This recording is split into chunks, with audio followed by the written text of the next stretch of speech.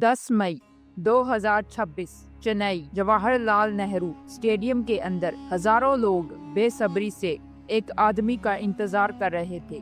Stage पर एक आदमी चलता हुआ आता है। ना कोई फिल्म का बैकग्राउंड म्यूजिक होता है, ना कोई स्लो मोशन हीरो एंट्री होती है। बस एक सफेद शर्ट पहना हुआ एक आदमी थका हुआ चेहरा लिए और आंखों में एक अजीब सा वजन लिए स्टेज पर आता है।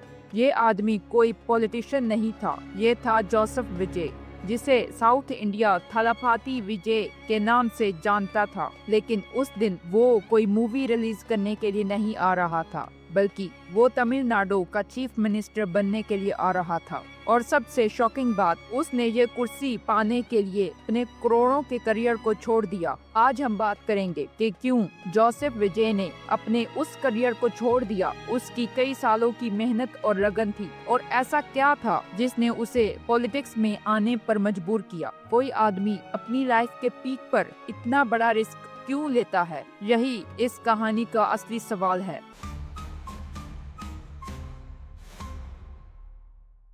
एक आदमी जो इंडिया का हाईएस्ट पेड एक्टर हो, मूवीज रिलीज होने से पहले ही हिट मान ली जाए, इतने फैंस हो के थिएटर स्टेडियम बन जाए, और फिर भी उस आदमी ने सब कुछ छोड़ दिया। वो आदमी था जोसेफ विजय।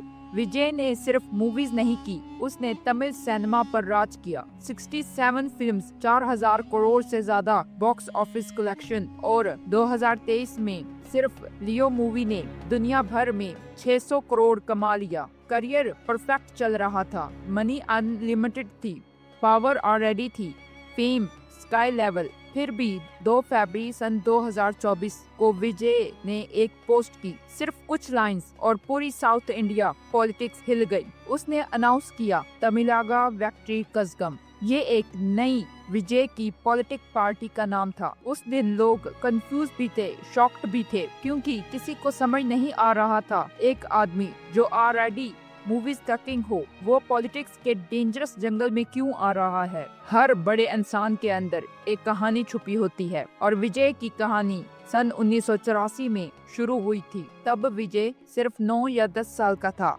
उसकी छोटी बहन, जिसका नाम विद्या था, वो सिर्फ 2 साल की थी। लेकिन एक दिन रिपोर्ट्स के मुताबिक बीमारी की वजह से उसकी मौत हो गई। उसकी मौत विजय के हाथों में हुई। विजय जो एक नॉर्मल बच्चा था, उस दिन के बाद वो बदल गया। लोग कहते विजय पहले एनर्जेटिक था, लेकिन उस इंसिडेंट के बाद वो खामोश हो गया। ऐसा लगता था जैसे वो दुख उसे अंदर ही अंदर खा रहा हो। शायद इसीलिए आज भी विजय ने अपनी कार पर 0277 नंबर लगवाया हुआ है, जो उसकी बहन की बर्थ डेट थी। कभी कभी जिंदगी का सबसे बड़ा डर इंसान को कम्प्लीटली रीराइट कर देता है, और शायद पॉलिटिक्स का बीज भी वहीं कहीं बोया गया था विजय के अंदर। विजय ने पॉलिटिक्स ऑफिशियली 2024 में ज्वाइन की, लेकिन सच कहें तो उसने पॉलिटिक्स बहुत पहले ही से शुरू कर दी थी। उसकी फिल्म्स चेंज होने लगी थी। खत्ती मूवी, जिसमें फार्मर्स और कॉर्पोरेट एक्सप्लूटेशन की बात की गई। Mersal movie health care, corruption और जीएसटी पर डायरेक्ट अटैक करती है। सरकार मूवी इलेक्शन सिस्टम को चैलेंज करती है। ये सिर्फ एंटरटेनमेंट नहीं थी, ये मैसेज था। वो लोग जो सुन रहे थे बहुत ध्यान से। 27 अक्टूबर सन 2024 तमिलनाडु के विक्रमंडी में 8 लाख से ज्यादा लोग एक नए पॉलिटिशियन को सुनने आए। सोचो, एक आदमी जिसकी पॉलिटिकल पार्टी को सिर्फ कुछ महीने हुए थे, उसकी रैली में समंदर जैसी भीड़ थी। और फिर विजय ने स्टेज पर एक लाइन बोली जो शायद उसकी पूरे नजरिया एक्सप्लेन करती थी। उसने कहा, सिर्फ मैं खुश रहूं, क्या ये सेल्फिश नहीं? ये लाइन सिंपल थी, लेकिन डेंजरस भी, क्योंकि उस दिन लोगों को लगा जैसे ये आदमी शायद सीरियसली पॉलिटिक्स में आया है। फिल्म प्रमोशन के लिए नहीं, पावर के लिए नहीं, बल्कि लोगों की मदद के लिए आया है। लेकिन पॉलिटिक्स सिर्फ तालियों का नाम नहीं होता।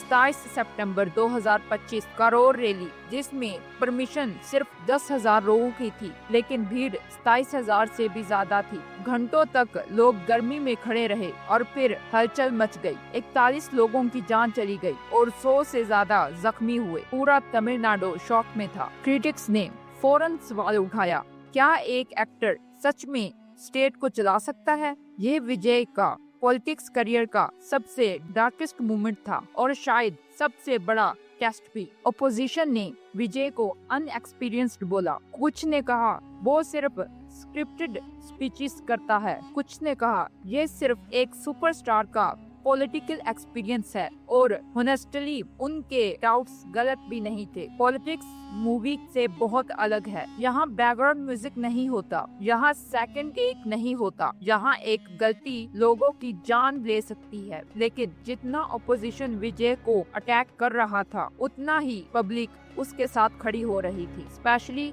नौजवान, क्योंकि उन्होंने विजय में एक ट्रेडिशनल पॉलिटिशियन नहीं, एक आउटसाइडर दिख रहा था। 23 अप्रैल सन 2026 तमिलनाडु वोट्स कर रहा था। 85% से ज्यादा एक्सपर्ट को लग रहा था डीएमके या एआईएडीएमके जीतेगी। टीवीके को सीरियस नहीं माना जा रहा था, लेकिन काउंटिंग के दिन पर गेम चेंज हो गई। टीवीके 108 सीट से जीत गई। तमिलनाडु में 59 साल से दो ही पार्टी का कब्जा था, लेकिन ये कब्जा विजय ने तोड़ दिया और एक एक्टर चीफ मिनिस्टर बन गया। असली सवाल ये है कि क्यों विजय ने करोड़ों की मूवीज ठुकरा कर पॉलिटिक्स को चुना? क्योंकि शायद फेम के बाद भी उसके अंदर एक खाली जगह मौजूद थी, क्योंकि वो सिर्फ सुपरमैन बनकर नहीं मरना चाहता था, क्योंकि एक छोटा सा बच्चा जिसने अपनी बहन को खो दिया, उसने अंदर ही अंदर डिसाइड कर लिया था कि एक दिन वो सिर्फ अपने लिए नहीं लोगों के लिए जिएगा।